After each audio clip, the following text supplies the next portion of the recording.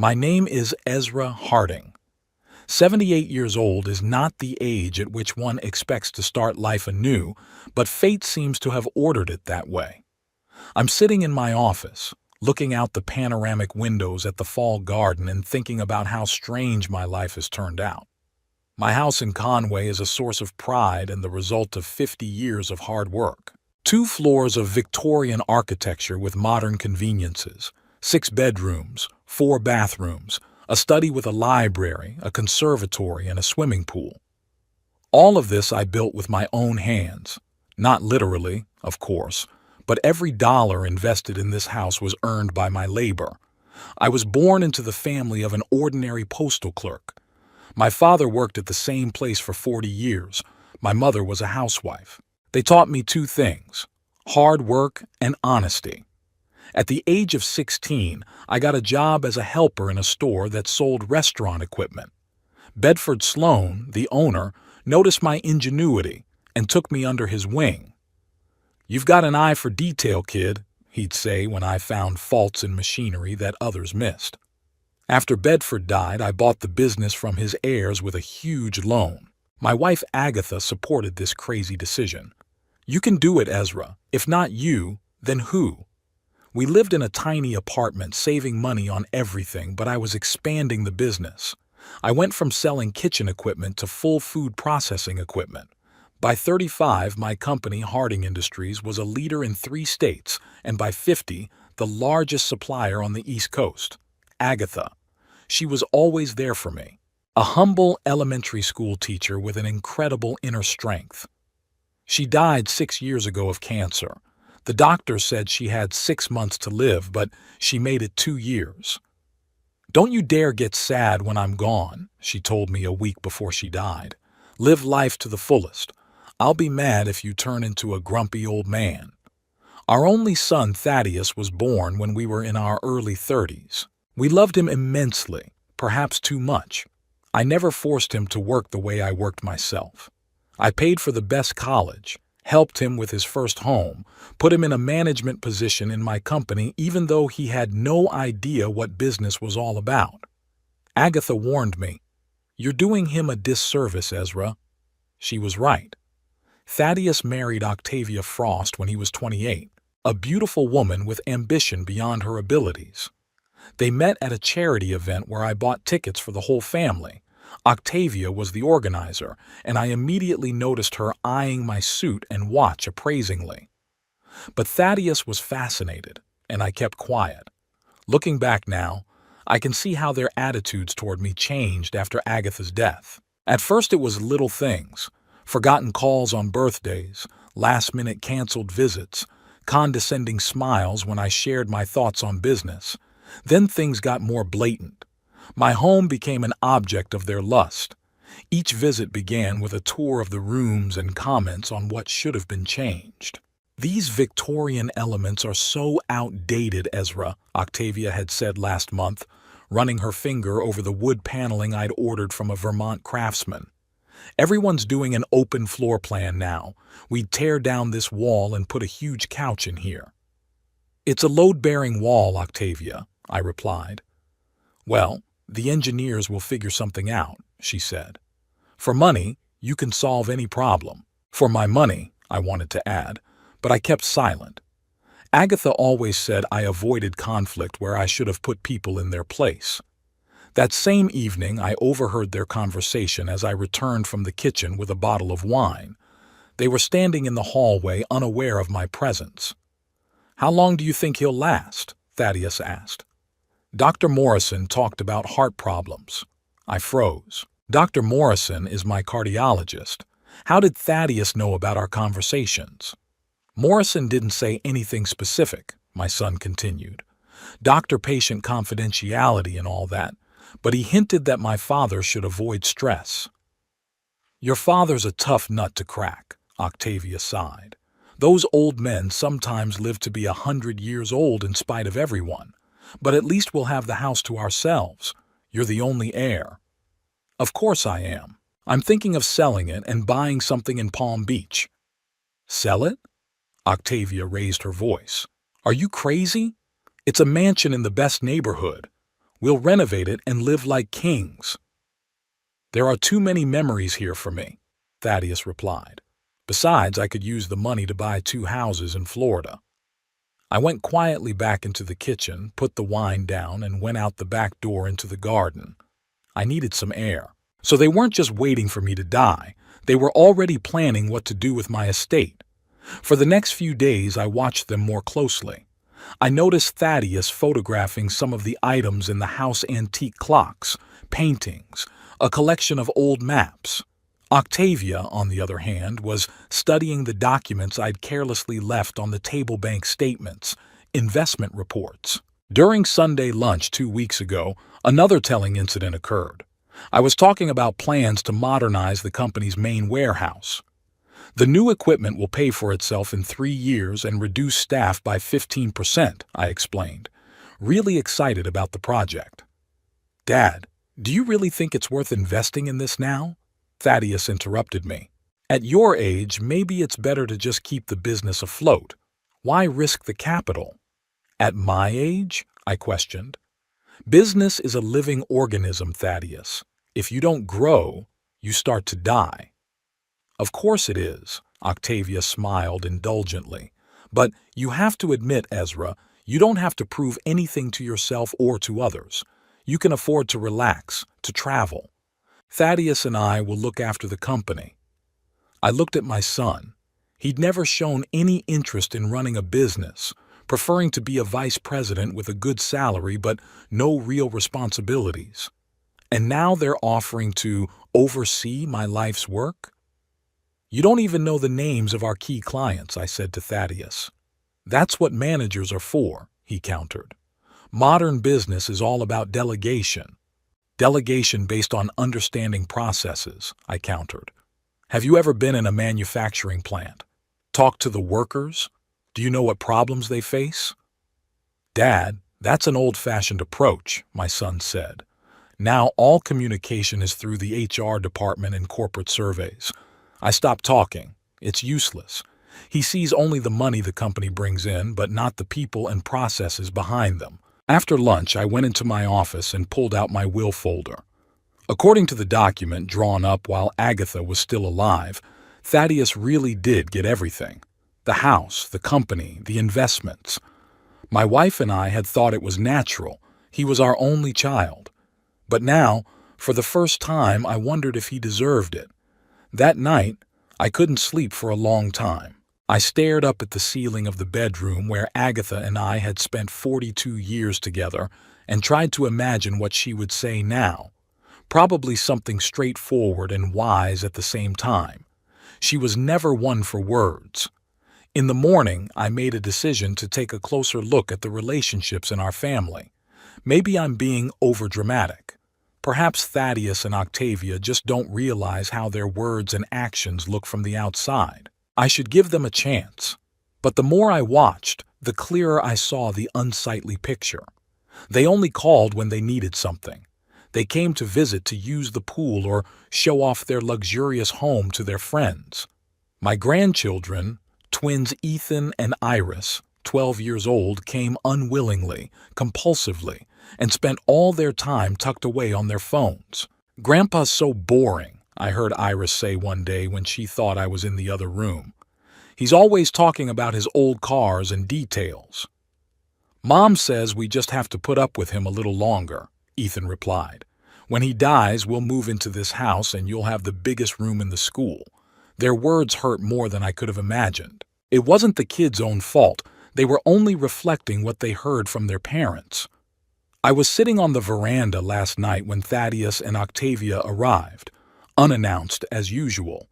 They brought some interior designer, a tall man with perfectly styled hair. "Papa, meet Lorenzo," Octavia chirped. "He's agreed to take a look at the house and give some tips on updating it." "Renovation?" I questioned. "Well, yes," she continued nonchalantly. "Some of the elements are so outdated. Lorenzo specializes in transforming historic homes for modern living." I watched as they took a stranger around my house, pointing out items that would need to be removed, discussing which walls to tear down. All this in my presence as if I were already a ghost, invisible and inaudible. "And these old photographs," Octavia said, pointing to a wall of family photos, including portraits of Agatha, "they'll have to go somewhere. They don't fit the concept." "This is my house," I finally said quietly. They turned around as if surprised that I was still here. "Of course, Dad," Thaddeus smiled indulgently. "We're just planning for the future. Foresight is an important quality in business. You taught me that yourself." "Planning for my future without me?" "Don't be dramatic, Ezra," Octavia rolled her eyes. "We want what's best. This house could be turned into a real gem." "It's already a gem," I said, "and it will stay that way as long as I live." They exchanged glances, the kind of condescending glances reserved for a cranky child or a senile old man. When they finally left, I sat in my office for a long time, looking at Agatha's picture. "You were right about him," I whispered.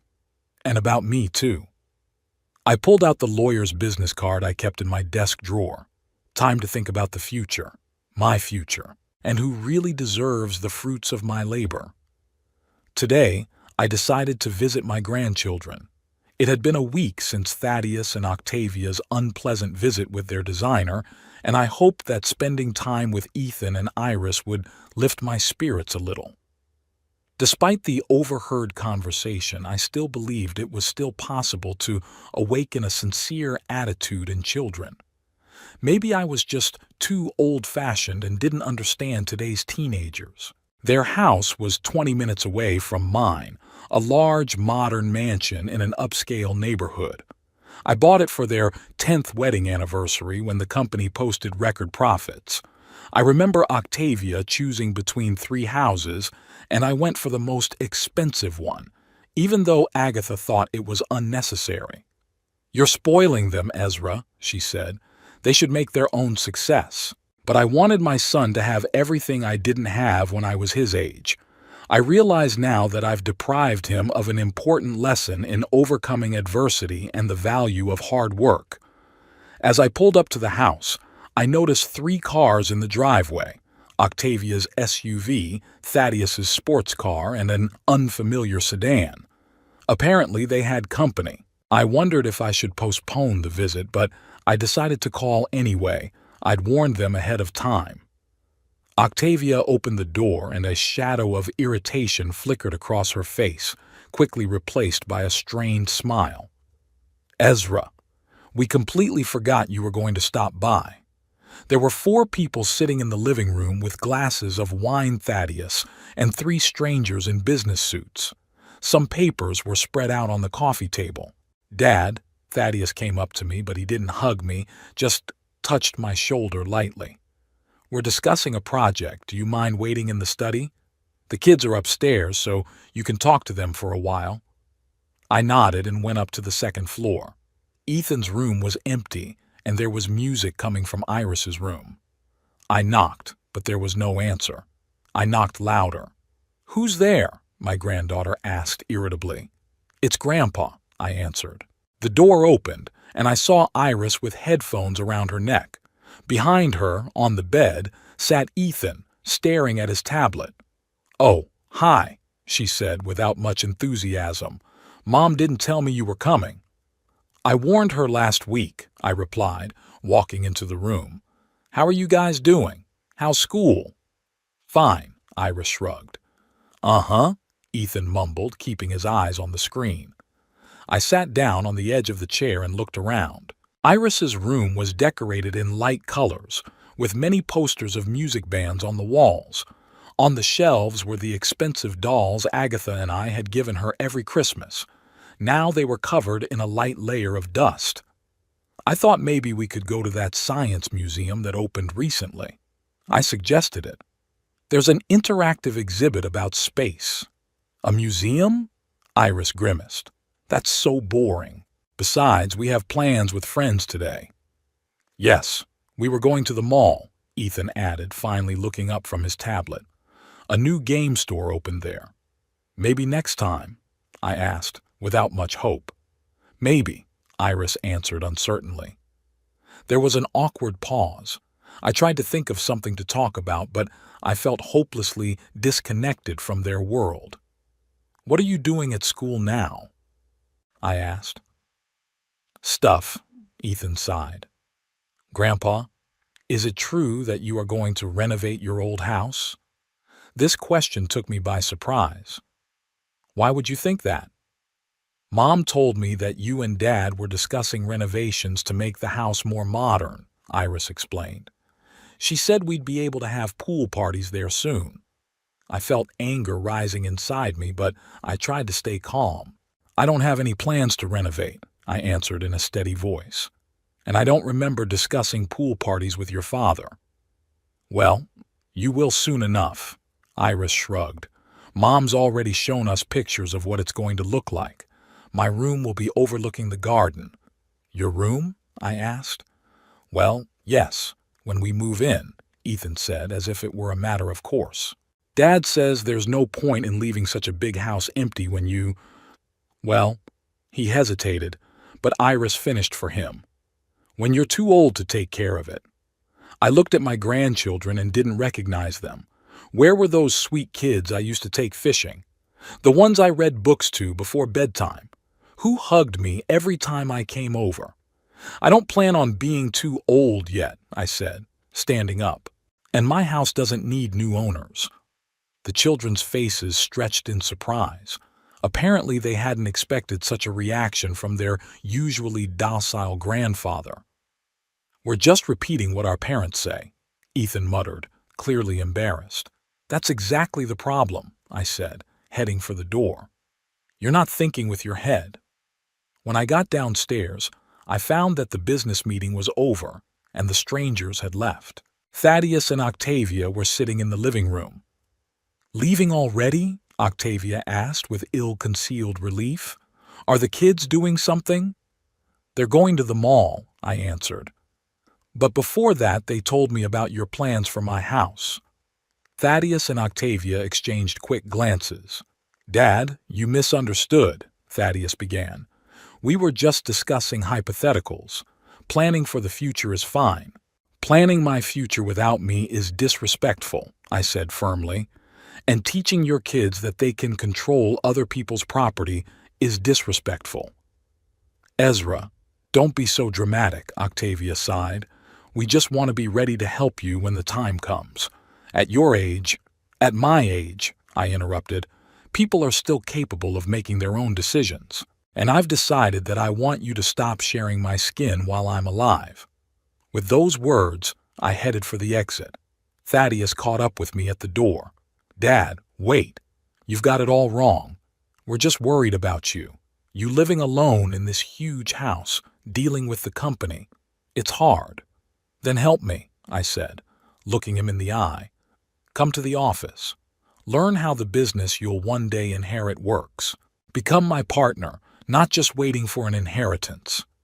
Thaddeus hesitated. I saw something like guilt flicker in his eyes, but it quickly disappeared. "Dad, you know I have my own projects. Plus, your company. It's a little outdated in the way it's run. I'd change a lot of things if I came here, and you don't like change." "Give it a try," I suggested it. "Come by the office tomorrow. I'll show you around, explain everything. If your ideas make sense, I'm willing to consider them."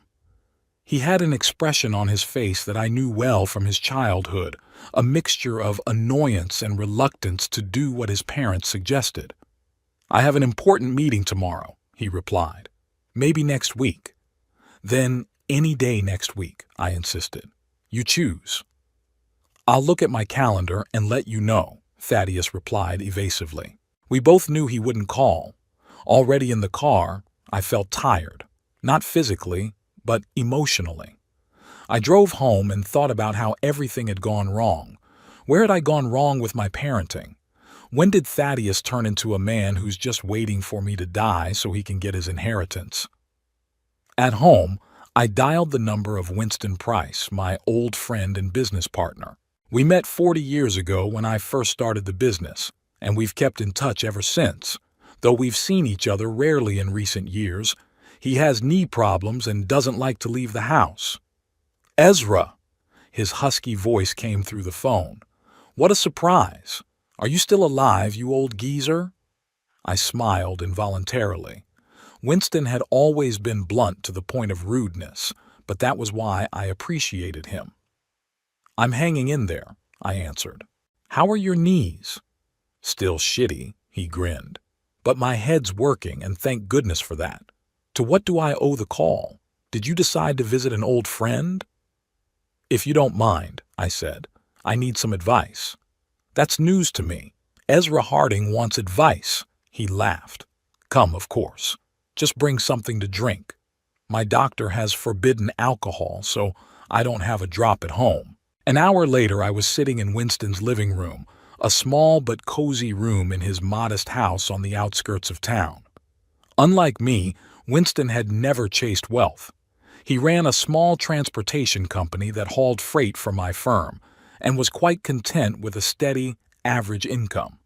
"So, what's up?" he asked, pouring us whiskey. "From the look on your face, it's serious." I told him everything. About Thaddeus and Octavia's behavior, about the talk behind my back, about the plans for my house, about my grandchildren repeating what their parents said. Winston listened without interrupting, only occasionally humming or shaking his head. "What do you think you're going to do?" he asked me when I was done. "I don't know," I admitted.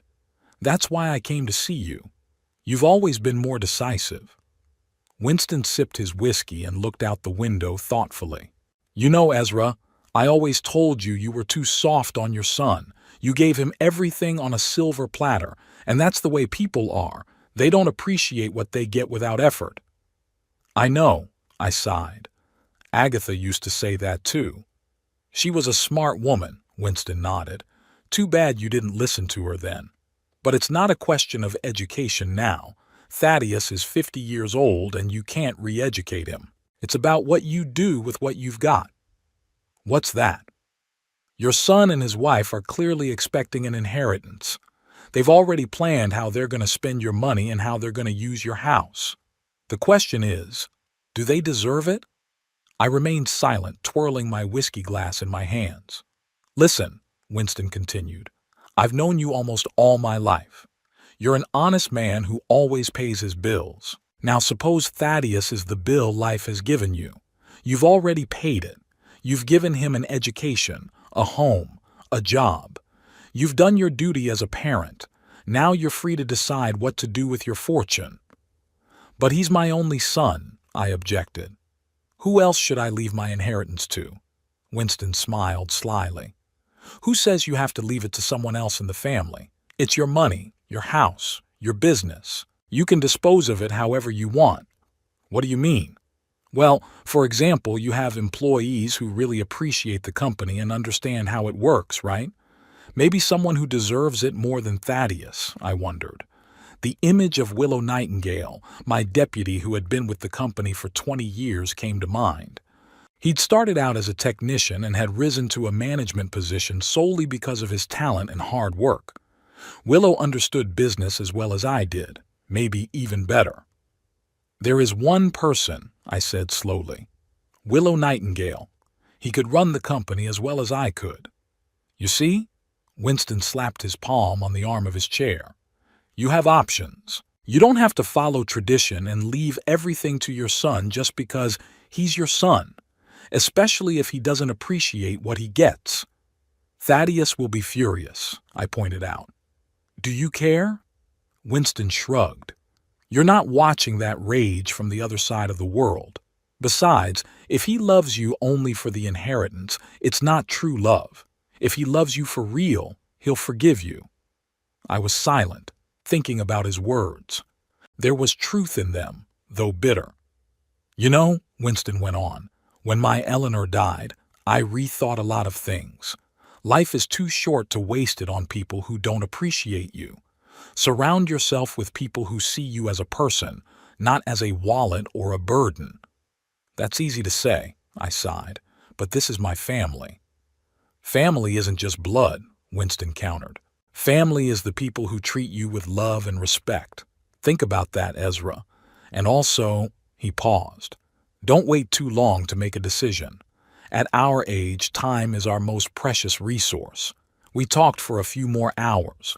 Winston talked about his children, his 3 daughters who had moved to different cities but called and visited regularly, about his grandchildren who sent him drawings and letters, about how he divided his small fortune among them while he was still alive, leaving only the bare minimum for himself.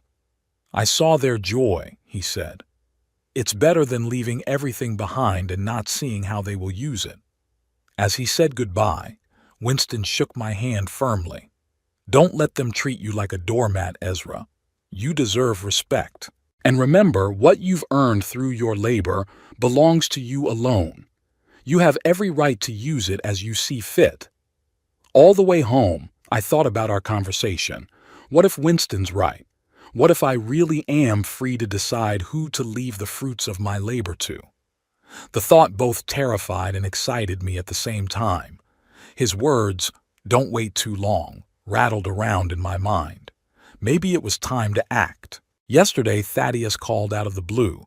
Usually he only contacted me when he needed something, but this time his voice sounded almost friendly.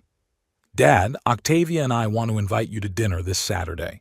Nothing fancy, just a family night out." I was wary. 2 weeks had passed since our last conversation and visit to Winston's, and Thaddeus had never once mentioned my offer to come to the office. The sudden invitation to dinner seemed suspicious. "What's the occasion?" I asked. "Need an excuse to see your father." There was a hint of irritation in his voice. "Octavia thinks we should hang out more as a family. There will be children, no strangers." "Okay," I agreed after a pause. "What time?" 7 o'clock. "And Dad?" He hesitated for a second. "I want to discuss something important about the company. That's it." I was right. There was an ulterior motive behind the invitation.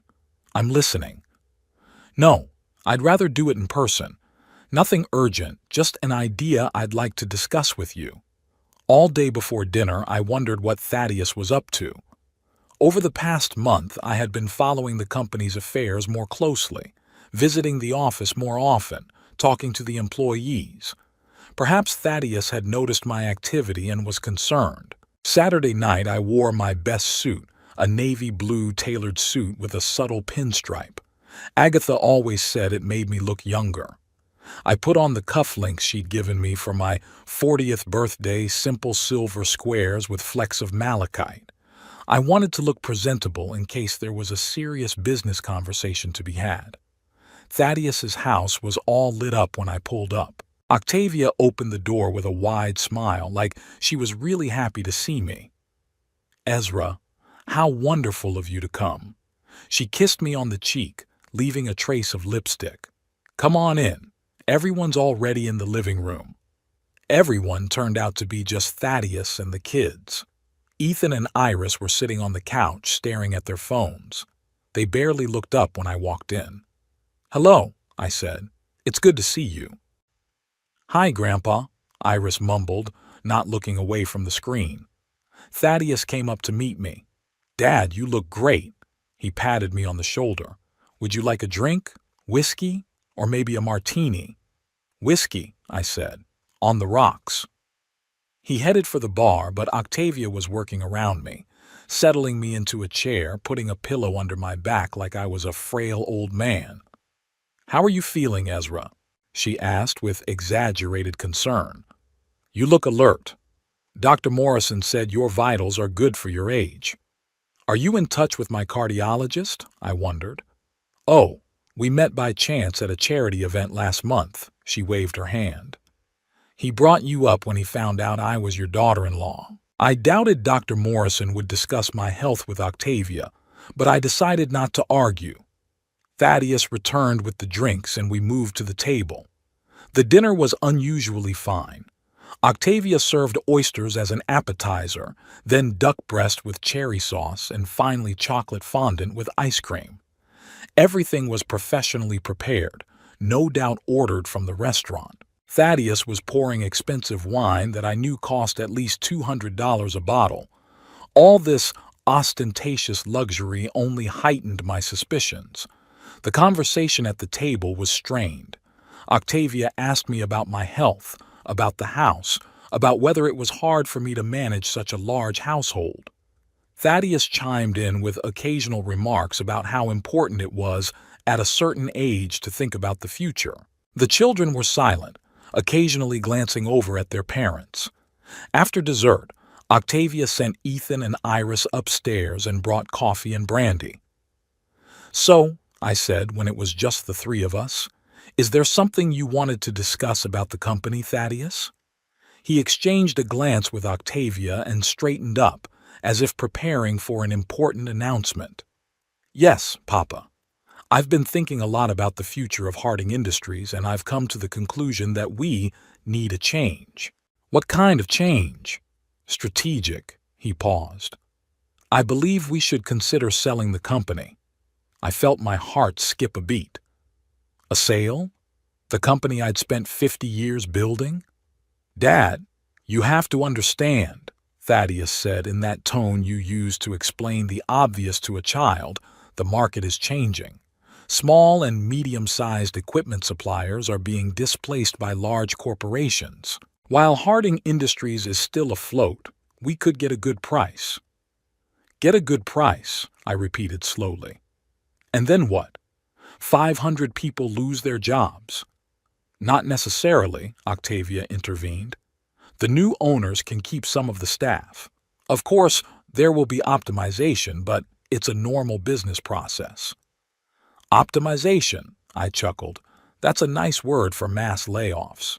"Ezra, be realistic," Octavia stepped forward. "You're 78 years old. How much longer are you going to be able to run this company? And Thaddeus, with all due respect, isn't ready to take on that kind of responsibility." "Thank you for your candor, dear," Thaddeus said dryly. "I'm just telling the truth," she parried. "You said yourself that you didn't want to waste your life with this outdated company." I looked at them and couldn't believe my ears. They weren't just planning to get rid of my legacy. They were discussing it right in front of me, as if my opinion meant nothing. "What do you plan to do with the money from the sale?" I asked, trying to speak calmly. "Well," Thaddeus cheered up, "I have a few ideas for startups, plus real estate investments. Octavia has long dreamed of a house in Florida. What about the employees who've been with the company for decades? Willow Nightingale, who's devoted 20 years of her life to Harding Industries." "Willow will get a nice payoff," Thaddeus shrugged. "He'll find another job. He's smart." I stayed silent, trying to control my anger. This was the final proof of how far my son had strayed from the values I'd tried to teach him. "Harding Industries is not for sale," I finally said. "Not now, not in the future." Thaddeus sighed as if he'd expected that answer. "Dad, I understand your attachment to the company, but you have to think about the future, your family, Octavia and me, grandchildren." "I am thinking about the future," I replied. "The future of the 500 people who depend on me, the future of the customers who have trusted us for decades, the reputation I've spent a lifetime building." "Reputation," Octavia snorted. "Who needs it in the 21st century? Only money matters, Ezra. Everything else is sentimental nonsense." Those words struck a chord with me. "Sentimental nonsense?" I said it again. "Honesty, integrity, being true to one's word, those are nonsense to you?" "Don't twist my words," she said. "I'm talking about business. Everyone sells and buys companies today. It's normal." "Not for me," I cut her off. "Harding Industries isn't just a business. It's my life's work, my legacy." "Legacy!" Octavia didn't hide her irritation. "That's what it is. Are you afraid that no one will remember the name of Ezra Harding when you're gone?" "Octavia," Thaddeus said warningly, but she didn't stop. "Tell me honestly, Ezra." She leaned across the table to me. "You just can't stand the idea that your time has passed, that the world has moved on, that younger people think differently." I looked her straight in the eye. "I'm well aware that the world is changing, but there are some things that remain the same.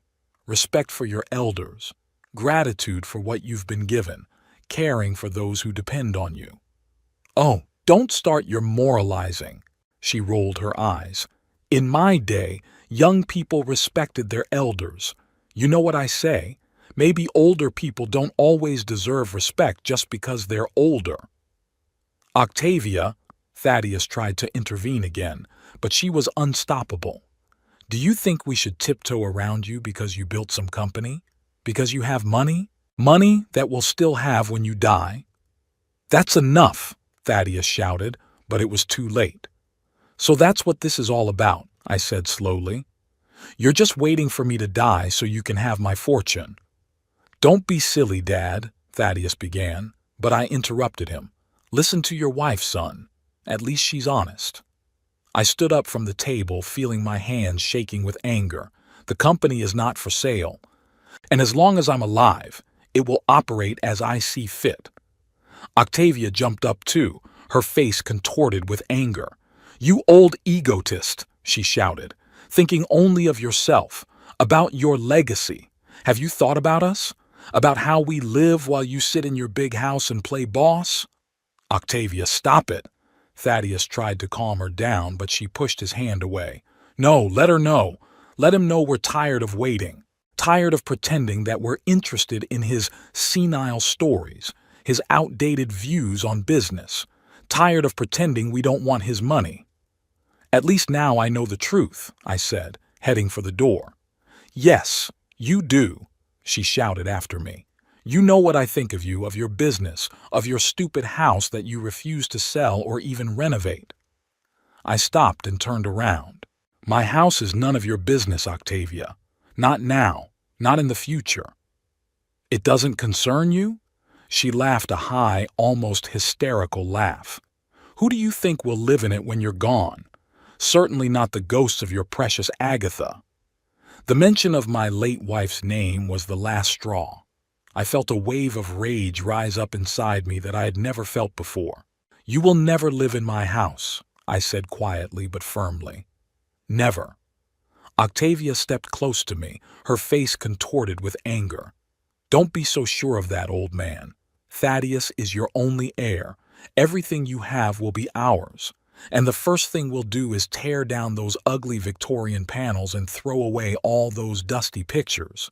I looked at her and didn't recognize the woman who had been married to my son for 20 years. Had she always been like this and I just hadn't noticed? You're wrong, Octavia, I said. I can change my will at any time. And believe me, after tonight I have every reason to do so. For a moment there was fear in her eyes, but then she laughed again. To whom would you leave your fortune? You have no one but us. To your cats? Or maybe to that pathetic sycophant Willow? It's my business, I said, and I'll solve it without your advice. She swung around and slapped me across the face. The slap was sudden and hard, I even staggered. Octavia! Thaddeus shouted, but there was more surprise than outrage in his voice. I pressed my palm to my burning cheek and looked at my son. He stood to the side, not moving from his seat, not trying to intervene. And then, and this was the worst part, he grinned. A short, barely noticeable grin, but I saw it. My own son was laughing at his wife hitting his father. At that moment, something snapped inside me. The last thread connecting me to these people I inertially continued to think of as family. You're laughing, I said, looking at Thaddeus. Your wife beats your father and you're laughing. Dad, I didn't, he started, but I held up my hand, stopping him. Don't bother. I got it. I turned and walked out of the room, out of the house without looking back. They yelled something after me, but I didn't listen. Getting in my car, I just sat there for a few minutes without starting the engine, trying to realize what had happened. My daughter-in-law slapped me. My son laughed at me, all because of money. Money I had earned with my labor, my sweat, my sleepless nights, the risks I took when they weren't even born yet. I started the car and drove home, feeling strangely calm. The decision I'd been putting off for weeks now seemed crystal clear. No more doubts, no more internal struggle. The next morning I called Marcus Brinksley, my lawyer. It was a Sunday afternoon, but the case was urgent. Marcus, "I apologize for disturbing you on your day off," I said when he answered, "but I need to change my will right away." "Is something wrong, Ezra?" There was concern in his voice. Marcus had known me for almost 30 years and understood that I wouldn't call him on a Sunday without a good reason. "Let's just say I finally saw the true colors of some of my family members," I answered. "Can I come to your place tomorrow morning?" "Sure. I'll be in the office at 9. The next day I was at his place exactly at the appointed time. Marcus met me in his office, a spacious room overlooking the city park. He was about 15 years younger than me, but he was already starting to gray. We'd met when he was still an aspiring lawyer, and we'd trusted each other ever since. "So, Ezra," he said when we sat down, "what can I do for you?" I told him everything: the conversation with Winston, Thaddeus, and Octavia's behavior, the unfortunate dinner, and the slap. He listened attentively, sometimes making notes. "I want to change the will completely," I said when I had finished. "Thaddeus must not get the company or the house." "I understand," Marcus nodded. "But do you realize that would cause a serious conflict? Thaddeus could contest the will, claiming you were incapacitated or coerced." "Let him try," I shrugged. "You know I'm of sound mind, and there are plenty of witnesses to my sanity. The company employees, the clients I meet with weekly." "Okay," he made another note. "Who do you want to leave your assets to?" "The company and the house to Willow Nightingale," I answered without hesitation. "He's been with me for 20 years, knows the business inside out, and most importantly, shares my values. He'll keep Harding Industries the way I built it. And personal savings? Investments? I've been thinking. A small amount, say 50,000, to Thaddeus. I don't want him to be able to say I've completely disinherited him. The rest," I paused, "the rest of it to Willow, too. He deserves it more than anyone else." Marcus looked at me studyingly. "Are you sure, Ezra? This is a big decision." "I've never been so sure in my life," I answered firmly. "I want my legacy to go to someone who values it, someone who will continue what I started, not destroy it at the first opportunity." He nodded and began the paperwork. The process took several hours. There were many details to take into account so that the new will would be legally flawless and could not be challenged. When everything was ready, I signed several copies in the presence of 2 witnesses from Marcus's law firm. "That's it," Marcus said as he sealed the documents. "Your company and house are now officially destined for Willow Nightingale. Do you want to let him know that?" I shook my head. "Not yet. Let it be a surprise. For everyone." As I left Marcus's office, I felt unusually light. It was as if the weight that had been weighing on me for months was finally gone. I had made a decision, and it was the right one. Now I had to move on with my life, and maybe make a few more changes. But that's another story. After visiting Marcus and changing my will, something changed in me. It was as if a weight had been lifted off my shoulders for years, and for the first time in a long time I could breathe freely. The decision was made, the papers were signed, and now I could move on. The first thing I did was mute my phone. Thaddeus called several times a day. At first I didn't answer, then I stopped noticing the calls altogether. After a week he started coming to the house, but I asked the housekeeper to tell him I wasn't there. One day she handed me a note from him.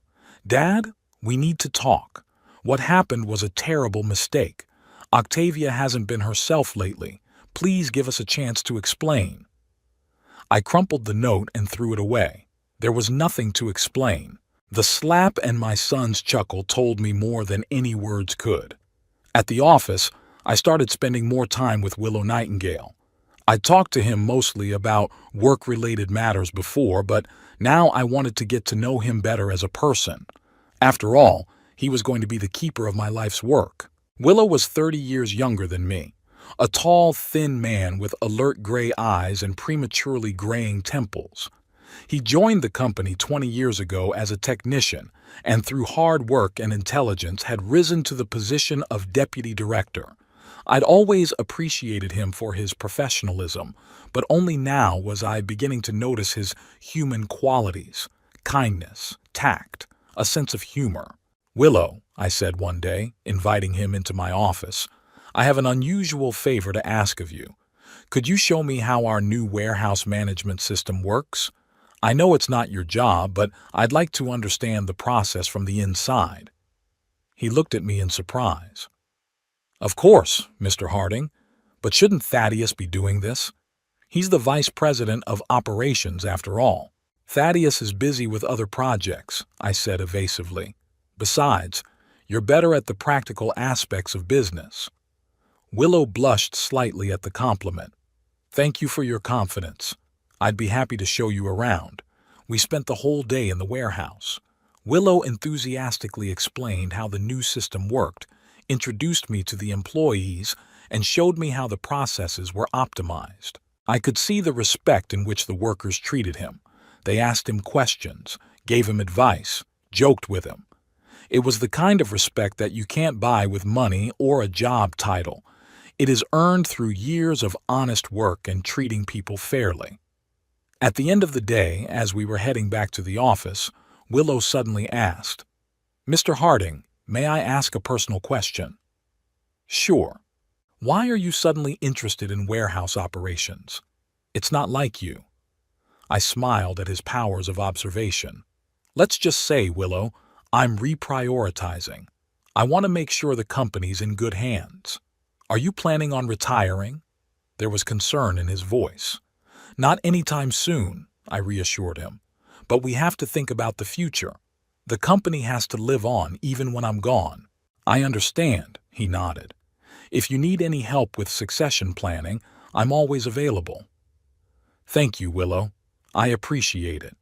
In the weeks that followed, I began to systematically introduce him to all aspects of running the company: finance, marketing, key account management.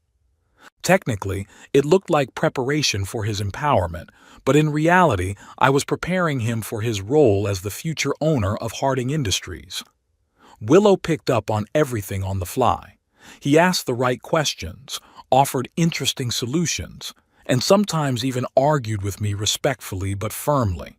I became more and more convinced that I had made the right choice. One day, while reviewing the financial statements, I noticed the name of the chief accountant of our largest client, D. Fernsby. "Who's D. Fernsby?" I asked Willow. "They used to have a different accountant, I think." "Doris Fernsby," he replied. "She's been working there for about a year. Very competent, actually. Thanks to her, we were able to optimize our supply chain and save both companies a lot of money." "Interesting," I said thoughtfully. "Maybe we should invite her to lunch to discuss further cooperation." Willow looked at me in surprise. "Usually, the sales department does that." "Sometimes it's good to break protocol," I smiled. "Please organize it." 2 days later, I was sitting in a restaurant across from Doris Fernsby, an elegant woman of my age with short gray hair and lively brown eyes. She held herself with dignity, talking business, occasionally inserting a subtle joke. I found myself thinking that it was a long time since I had met such an interesting companion. "So, Mr. Harding," she said when we had finished discussing business, "why did you really want to meet? It's unlikely that the president of a company personally discusses deliveries with a client's accountant." I laughed. "You're very perceptive, Mrs. Fernsby." "Miss," she corrected. "I've never been married. And please, call me Doris." "Only if you call me Ezra," I suggested. "As for your question, I confess, I just wanted to meet the man who's managed to optimize our partnership so intelligently." "Flattery doesn't suit you, Ezra," she smiled. "But I'll take the compliment." We talked for another 2 hours, forgetting about the business part of the meeting. Doris told me that she'd worked as an accountant all her life, starting her career in the era of paperwork. She loved opera, traveling, and detective novels. Lived alone in a small apartment with a cat named Chopin. "Why didn't you ever get married?" I asked. "If you don't think the question is indelicate." "I won't," she looked thoughtfully out the window. "I just never met someone I wanted to spend my life with. I was in love a couple times, but it didn't work out. And then work, career. You know how it is. I know. I nodded. I was lucky to have Agatha. We were together for 47 years. How long ago did she leave? 6 years ago. Cancer. Doris touched my arm sympathetically. I'm sorry. It must have been hard. Yeah, I said quietly. But she taught me to appreciate every day, to live life to the fullest while I could. A wise woman, Doris smiled. I wish I'd known her. You would have been friends, I said confidently. You have a lot in common. After that lunch, we began to meet regularly, first under the pretext of discussing business matters, then just for fun. We went to the opera, to museums, just strolling in the park. Doris was intelligent, educated, and had a subtle sense of humor. Next to her, I did not feel like an old widower, but just a man enjoying the company of an interesting woman. One day, I invited her to my house for dinner. She spent a long time walking through the rooms, looking at paintings, books, photographs. You have a beautiful home, Ezra, she said. It has a sense of history, of character. Thank you, I was touched by her words. Agatha and I spent years designing this place. Every single thing here has a story. You can feel it, she nodded. A house that is lived in, not just existed in. Over dinner, I told her about the conflict with my son and daughter-in-law, the slap, my decision to change my will. I don't know why I decided to share it. Perhaps I just needed understanding. Doris listened attentively without interrupting. Well, she said when I finished, it sounds like you've made a difficult but good decision. Sometimes you have to let go of people who don't appreciate you, even if it's family. You don't think I'm being cruel? I asked. Thaddeus is my only son, after all. Cruel? She shook her head. No, Ezra. Cruel is punching an old man in the face. Cruel is laughing at your own father's humiliation. You're just protecting yourself and your legacy from people who don't deserve it. Her words were a balm to my soul. For the first time, someone fully supported my decision, without reservations or doubts. Thank you, Doris, I said quietly. You have no idea how much your understanding means to me. She smiled and squeezed my hand lightly. You're welcome. She stayed at my place that night. We just talked until deep into the night and then fell asleep in the chairs by the fireplace like old friends. In the morning, I made breakfast and we ate pancakes on the veranda, watching the birds in the garden. It felt so natural, so easy, like we'd known each other all our lives. Meanwhile, at work, I continued to prepare Willow for her future role. We spent a lot of time together, discussing strategic issues, meeting with key clients. I was introducing him to important people in the industry, bringing him into circles where I'd only ever appeared before. Gradually, the company began to notice these changes. There were rumors that I was grooming Willow to be my successor. Thaddeus had heard about it, of course. He was still listed as vice president, but he was effectively removed from major decisions. When I arrived at the office one morning, the receptionist told me that Thaddeus was waiting for me in the reception area. He's been here for 2 hours, she added in a whisper. He said he wouldn't leave until he talked to you. I sighed. It was bound to happen sooner or later. All right, send him in. Thaddeus looked gaunt and sleep-deprived. His usually immaculate suit was wrinkled and he had a razor cut on his cheek. Dad, he began without preamble, what's going on? Why are you avoiding me? Why aren't you answering your cell phone? Why are you putting Willow in charge of jobs I should be doing? I looked at him calmly. You know the answers to all of those questions yourself, Thaddeus. Because of the other night? He ran his hand nervously through his hair. Dad, it was a mistake. Octavia hasn't been herself lately, work problems, stress. She didn't mean to hurt you. She slapped me, I said dryly. And you laughed. I didn't laugh, he exclaimed. I was shocked. It was a nervous laugh, if you saw anything at all. I've seen enough, I replied. And it's not just the slap. It's about the way you both treat me, my home, my life's work. You're waiting for me to die so you can inherit." Thaddeus turned pale. "What do you mean by that?" "I have changed my will," I replied calmly. "Neither you nor Octavia will get the company or the house anymore." "What?" He jumped to his feet. "You can't do this. I am your son, your only heir." "Yes, I can," I remained unperturbed. "And I already have." "To whom?" His voice shook with rage. "Who did you leave everything to? That sycophant Willow?" I didn't say anything, but my face must have given away the answer. "Willow?" Thaddeus laughed disbelievingly. "You left everything to Willow? To a person who has nothing to do with you? Who just works for you for a paycheck?" "To a man who respects me and appreciates what I've created," I countered. "A man who isn't waiting for me to die so he can sell off everything I've built." Thaddeus collapsed back into his chair, covering his face with his hands. "Papa, you don't understand. We never wanted to hurt you. We were thinking about the future." "Your future," I clarified.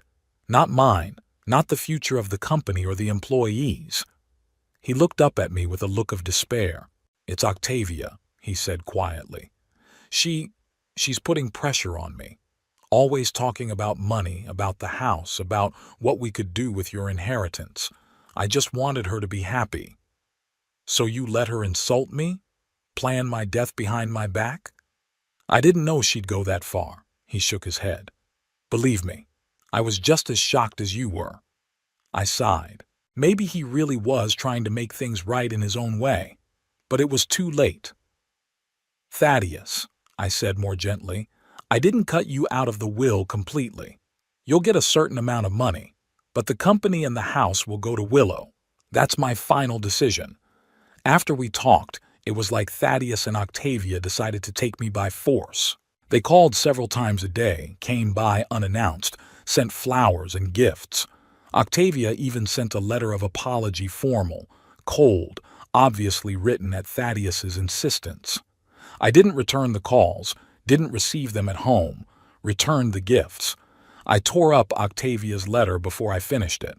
They had made their choice long ago, and now, when they learned of the new will, they were trying their best to recover their lost inheritance. But it was too late. One day, they caught me outside my office. I was leaving after a day of work, and suddenly I saw them standing by my car. Octavia was dressed modestly, without her usual provocative makeup. Thaddeus was holding some kind of package. "Dad," he began, stepping forward, "we just want to talk. 5 minutes, no more." I sighed. It was bound to happen sooner or later. 5 minutes, I agreed. "Here, in the parking lot." "Mr. Harding," Octavia stepped forward, "I want to personally apologize for my behavior. It was inexcusable. I was out of my mind from stress, from problems, but that's no excuse. I did a terrible thing and I deeply regret it." Her voice sounded sincere, but her eyes remained cold, calculating. I couldn't see any real remorse in them, only fear of losing the money. "We brought you a present." Thaddeus held out a package.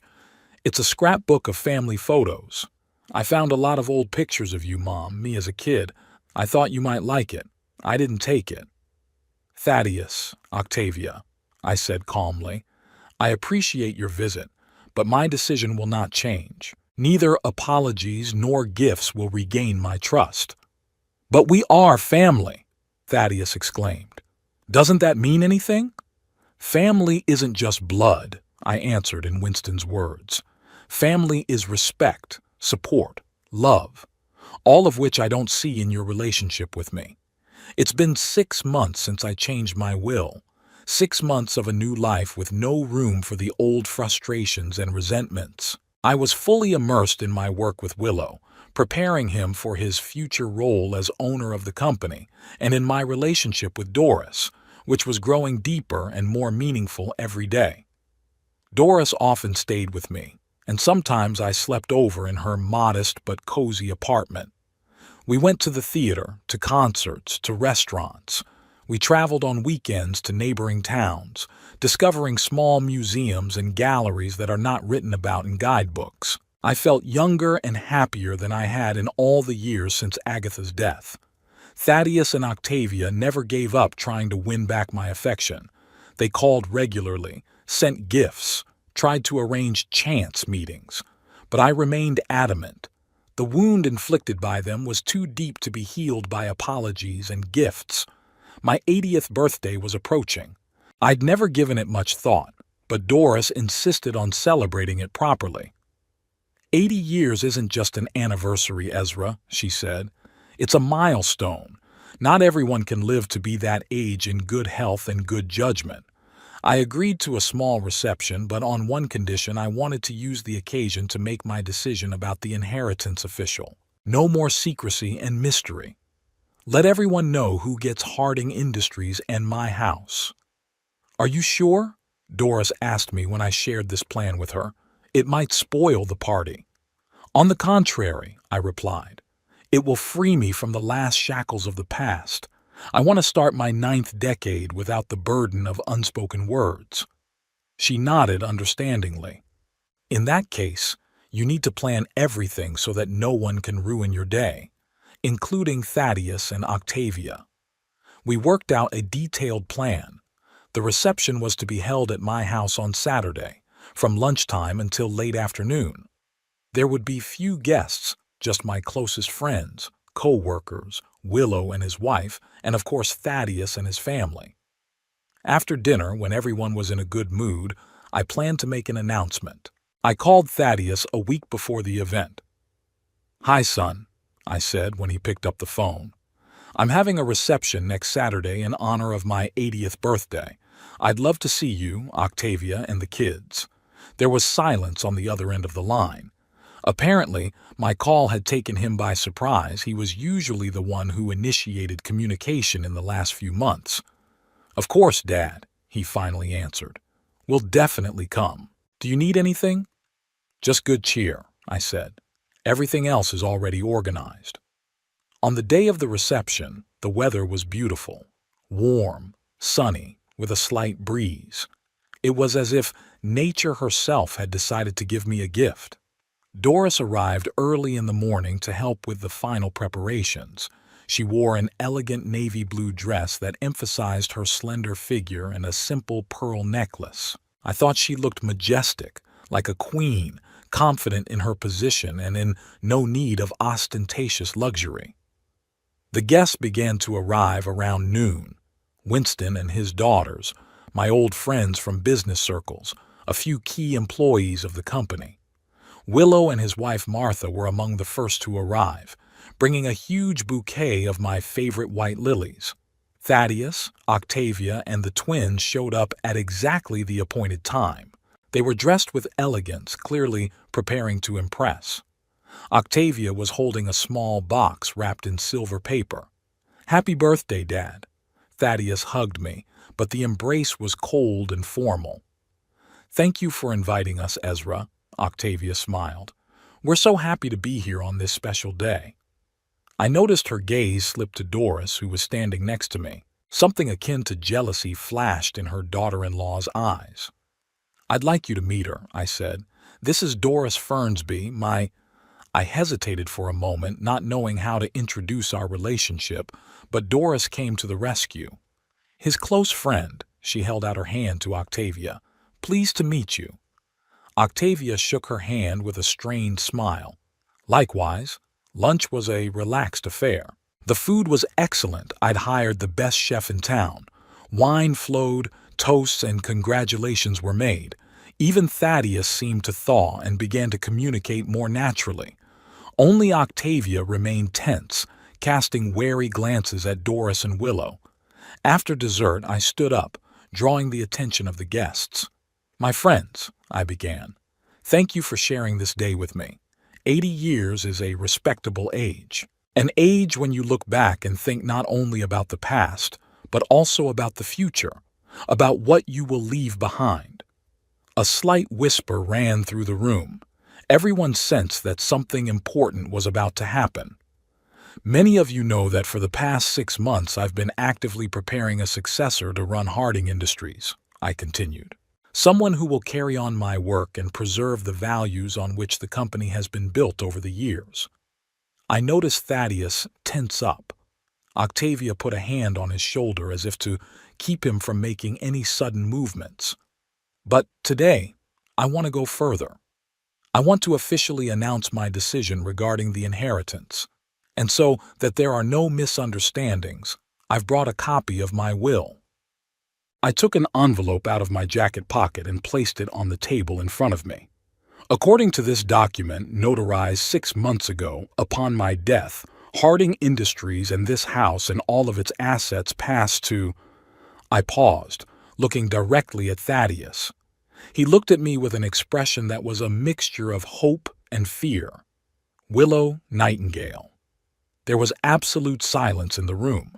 All eyes turned to Willow, who sat frozen with shock. His wife Martha covered her mouth with her hand. What? Thaddeus broke the silence. His voice sounded strained. Are you kidding, Dad? No, Thaddeus, I'm dead serious, I said calmly.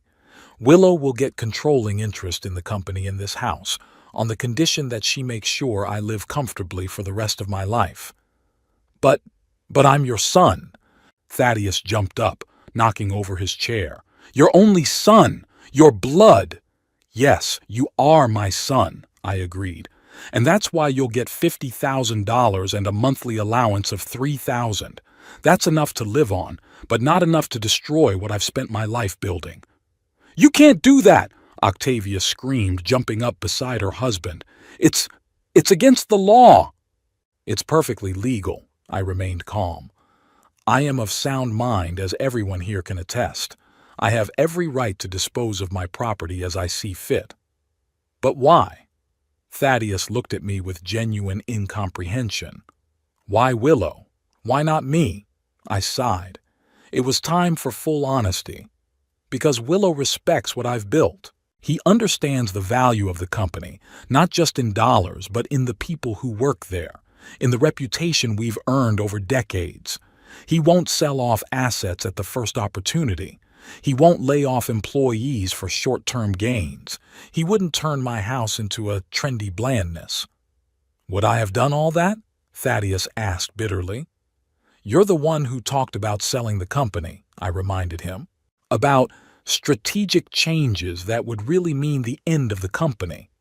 You and Octavia had already planned how you would remodel the house before I died. It was just an idea, Octavia exclaimed. We would never do anything without your consent. Let me remind you, my voice became harsher, you slapped me when I disagreed with your plans. And my son laughed. That was 6 months ago, and nothing has changed since then. You still see me only as a purse, a source of inheritance. Thaddeus collapsed back into his chair, covering his face with his hands. What can I do? He asked deftly.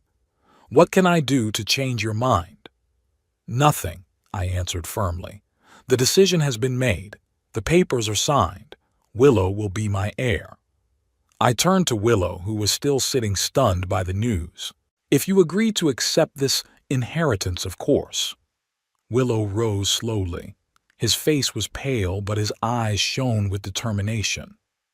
Mr. Harding, Ezra, I don't know what to say. This is a great honor and an even greater responsibility. I'll do my best to honor your trust. I know, I smiled. That's why I chose you. This is outrageous.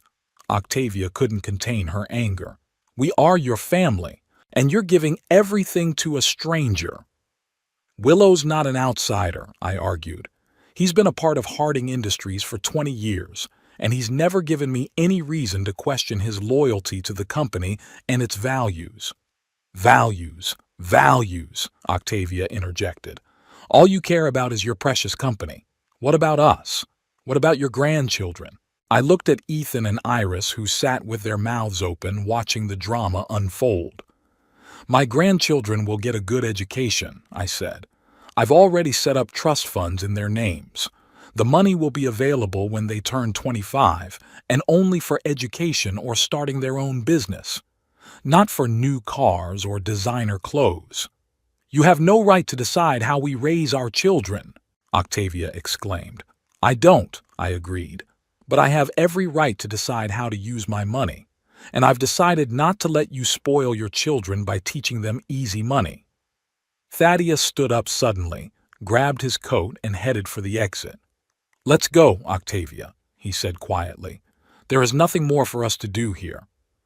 Octavia followed him, pushing the children forward. At the door, she turned around. You're going to regret this, Ezra. Her voice shook with anger. When you're alone, surrounded by strangers, you'll remember that you turned your back on your own family. I'm not alone, I said calmly, looking at Doris. And these people are not strangers to me. They've become my real family, the kind that's based on respect and love, not on expectations of inheritance. Octavia slammed the door so hard that the glass shook. There was an awkward silence in the room after they left. The guests looked at each other, not knowing how to react to what had happened. I apologize for the scene, I said, standing up. Let's continue our celebration. After all, it's not every day that a person turns 80. Gradually, the atmosphere lightened. The music began to play and conversations resumed. Willow came up to me, still looking shocked. Ezra, I gotta tell you, I never even dreamed of this. It's too generous. You deserve it, Willow. I put my hand on his shoulder. And I know you won't let me down. Never, he said seriously. I will preserve and enhance what you've created. You have my word. The evening went on, but I felt strangely empty. The confrontation with my son had exhausted me more than I had expected. Doris noticed this and quietly suggested, "Why don't you get some rest? I'll keep an eye on the guests." I nodded gratefully and retired to the study. Sitting in my favorite chair, I thought about what had happened. It was painful to see Thaddeus's reaction, but I didn't question my decision. Sometimes you have to be cruel to be fair. Half an hour later, there was a quiet knock on the door. It was Doris. "How are you?" she asked anxiously. "I'm fine," I answered. "I just needed to get my thoughts together." She sat down next to me, taking my hand. "You did the right thing, Ezra. It wasn't easy, though." "I know." I squeezed her hand. "Thank you for being there for me." We sat like that for a while, just enjoying the silence and each other's presence. Then Doris suddenly said, "I've been wanting to suggest something to you for a long time, but I've been hesitant. Maybe now is the right time." "I'm listening," I smiled. "Let's go traveling," she blurted out. "Not for a weekend in a neighboring town, but for real. Italy, France, Greece, all those places we talked about. You deserve it, Ezra. We both do." I looked at her, feeling warm inside. This woman who had come into my life so late understood me better than anyone else. "Did you mean it?" I asked. "What about work?" "To hell with work," she laughed. "I can retire at any time, and you can leave the company to Willow. He's ready. Isn't that what you've been training him for?" She was right. Willow was ready to take over Harding Industries, and I was ready to start a new chapter of my life, a chapter that would be free of old hurts and disappointments. "You know," I said slowly, "that's the best idea I've heard in a long time. Let's do it. Let's see the world while we still can." Doris's eyes shone with joy. "Really? You're not kidding?" "I'm dead serious." I kissed her hand. "Where do we start? Italy? France?" "Italy," she answered without hesitation. "Rome, Florence, Venice, then France, Paris, Provence, then Greece, Athens, Santorini." I listened to her list of cities and countries and felt the past receding with each name, giving way to the future. A future that I will spend with a woman who understands and appreciates me for who I am. We walked back to the guests, holding hands. The party was in full swing. Willow and Martha were dancing to slow music. Winston was telling jokes to an attentive audience. My staff chatted amongst themselves, relaxed and happy. No one brought up the unpleasant scene with Thaddeus and Octavia. No one talked about the will or the inheritance. We just enjoyed the moment, a moment full of life and possibility. When the last guest left, Doris and I sat on the veranda, looking up at the starry sky. "You know," I said, "Agatha said to me before she died, 'Don't be sad when I'm gone. Live life to the fullest.' I think it was only now that I really understood what she meant." "She was a smart woman," Doris smiled. "I wish I'd had the chance to meet her." "She would have approved of you," I said confidently. "You both know the value of life and you're not afraid to take it all." We were silent for a moment, enjoying the silence and the cool night air. "So," Doris finally said, "when do we leave for our trip?" "As soon as we get our visas and tickets booked," I said. "I think we can start in a month." "Great." She rested her head on my shoulder. "I'll have time to get my affairs in order and get ready." I hugged her, feeling a strange peace. There was a future ahead of me, full of new discoveries and experiences. A future that I would spend with a man who saw me not as a wallet, but as a person.